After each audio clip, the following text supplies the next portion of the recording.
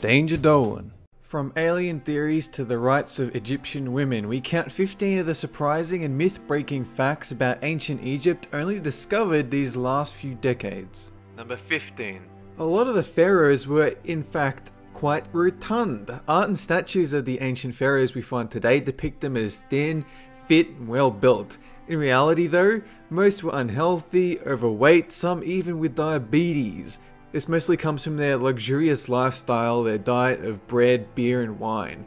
Queen Hatshepsut was even morbidly obese and balding, whereas her sarcophagus tried to suggest she was thin and fit.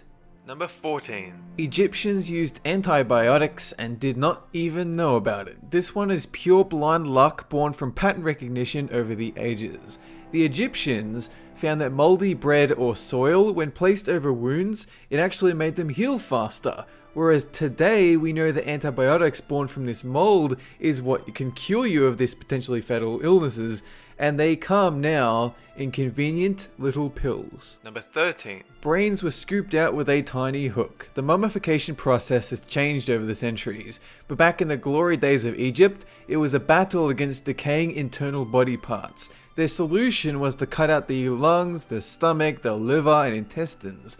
But instead of making an incision to remove the brain, they used a wire hook to scoop it out piece by piece. This didn't always happen though. There have been plenty of examples where Egyptians instead elected to keep their brain intact, though inevitably it just turned to mush.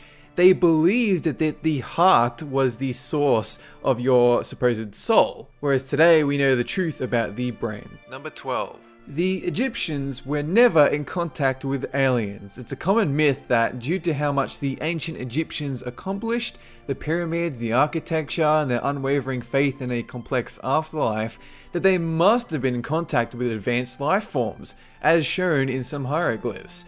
Some people even use said stone engravings as proof they must have. But all signs point to logical scientific explanations. The pyramids, for instance, it wasn't beyond the realm of possibility that scholars and architects could have built them at the time.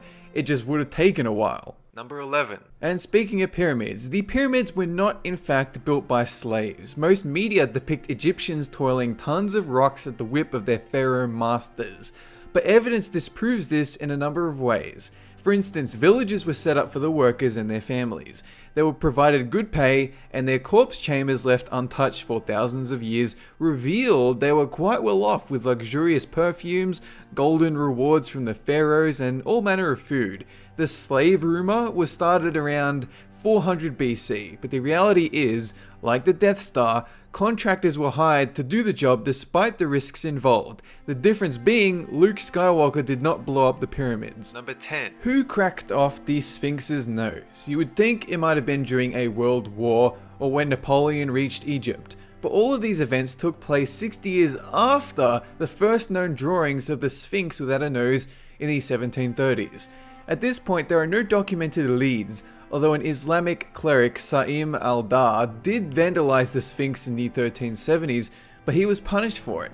The nose thief remains anonymous to this day. Number 9. All of ancient Egypt has not yet been discovered. Most would believe that Egyptology was dead. How could we be in 2014 and still making new discoveries? Easy. Everything's buried under hundreds of miles of sand. The Egyptians ruled for thousands of years, so naturally, there'd still be quite a bit of it. In fact, as recently as the start of this year, we discovered a new pharaoh Osiris Senebke from 3,600 years ago. It was buried near the tomb of King Sobekotep from the 13th dynasty, and it came with a whole slew of colored illustrations from the era. Number 8. Egyptian women were equal to men, and in every way this was true. Unlike in Greece, where women were basically owned by their husbands, Egyptian women were legally and financially independent. They had the right to divorce and remarry and negotiate ancient prenuptial agreements. While women were typically assigned to home duties, they still received the same payments as men and were entitled to compensation in the event of divorce. It was a society of tolerance, respect, and equal rights without question. Number 7. Their fashion actually prevented against head lice for the more well-off Egyptians. They wore full wigs. The middle or lower class would wear long hair, often in pigtails. But for children aged 12 and under, their heads were shaved except for one plaited lock. Not only was this a sort of coming of age fashion statement, but it was to prevent fleas and lice attacking children's heads, and like the antibiotic bread, it worked quite well. Number 6. Were Egyptians obsessed with death? The firm answer is not really. However, it's easy to jump to the conclusion they were due to building pyramid tombs, mummifying bodies and preserving them.